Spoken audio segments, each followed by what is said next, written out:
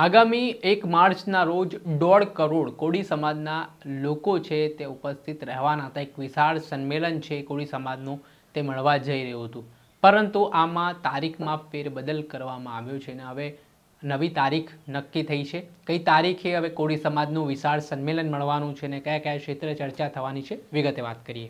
વૈષ્ણવજન તો તેને કહીએ જે પીડ પરાઈ જાનાને રે। નમસ્કાર દર્શક મિત્રો, નવજીવન ન્યૂઝમાં આપનું સ્વાગત છે। હું છું ફૈઝાન। થોડાક દિવસ પહેલાં સોશિયલ મીડિયા પર કેટલાક પોસ્ટરો ફરતા થયા હતા, જેમાં 1 માર્ચના દિવસે અમદાવાદના ધોળકામાં એક કોળી સમાજનું વિશાળ સંમેલન યોજાવાનું હોય તેવી વાતો ચાલી હતી। તો કે આ વાત સત્ય હતી, પરંતુ તે કાર્યક્રમમાં ફેરબદલ કરવામાં આવ્યો છે ને હવે આ વિશાળ સંમેલન તો મળશે, પણ તેની તારીખો બદલવામાં આવે છે। હવે 1 માર્ચના બદલે 26 માર્ચ, જેમાં કોળી સમાજના દિગ્ગજ નેતા અને ગુજરાત સરકારના મંત્રી પરસોત્તમ સોલંકીના જન્મદિવસે આ જે વિશાળ કોળી સમાજનું સંમેલન છે તે ધોળકા ખાતે મળવા જઈ રહ્યું છે ને આના સંદર્ભમાં એ પોસ્ટર સામે આવ્યું છે। આ પોસ્ટરમાં કોળી સમાજના આગેવાનો, વિવિધ સામાજિક સંગઠનો, હોદ્દેદારોની લાગણીને આગ્રહને માન આપીને હવે આ તારીખમાં ફેરફાર કરવામાં આવ્યો છે ને જે પરસોત્તમ સોલંકી છે તેમના જન્મદિવસ નિમિત્તે આ કાર્યક્રમ થવાનો છે।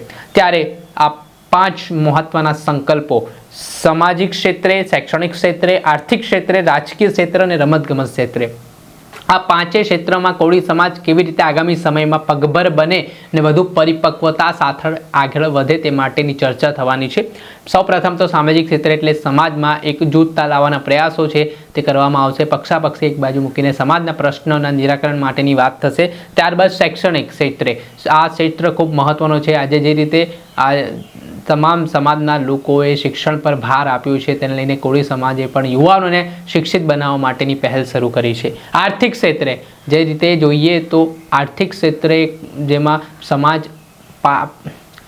સમાજ પગભર થઈ શકે ફાઇનાન્શિયલી રીતે, તે માટેની પણ ચર્ચા છે તેમાં કરવામાં આવશે। રાજકીય ક્ષેત્રે આ ખૂબ મહત્વનો ક્ષેત્ર છે। કોળી સમાજનો દબદબો છે આ ક્ષેત્રમાં, 1.5 કરોડની વસ્તી તેમની છે, ત્યારે રાજકીય ક્ષેત્રમાં કઈ રીતે હજી કોળી સમાજ મજબૂત બને તેવી વાત થશે। ત્યારબાદ રમતગમત ક્ષેત્રે આજના યુવાનોને રમતગમત ક્ષેત્રમાં કોળી સમાજનું પણ નામ થાય એવી રીતે રમતગમત ક્ષેત્રમાં યુવાનોને આગળ વધારવા માટેની પણ આ સંમેલનમાં ચર્ચા થવાની છે। આ પંચમૃત જે કહેવાય રહ્યું છે આ કામગીરી છે આ સંમેલનમાં થશે। ત્યારે હવે આ 26 માર્ચે જોવાનું રહ્યું કઈ રીતનું આયોજન થાય છે। 2.5 કરોડ ગુજરાતમાં કોળી સમાજની વસ્તી છે, જેમાં કેટલા લોકો આ સંમેલનમાં આવે છે। દર્શક મિત્રો, આવા જ નવા વિડીયો સાથે આપને માહિતગાર કરતા રહીશું, એટલે નવજીવન ન્યૂઝ જોતા।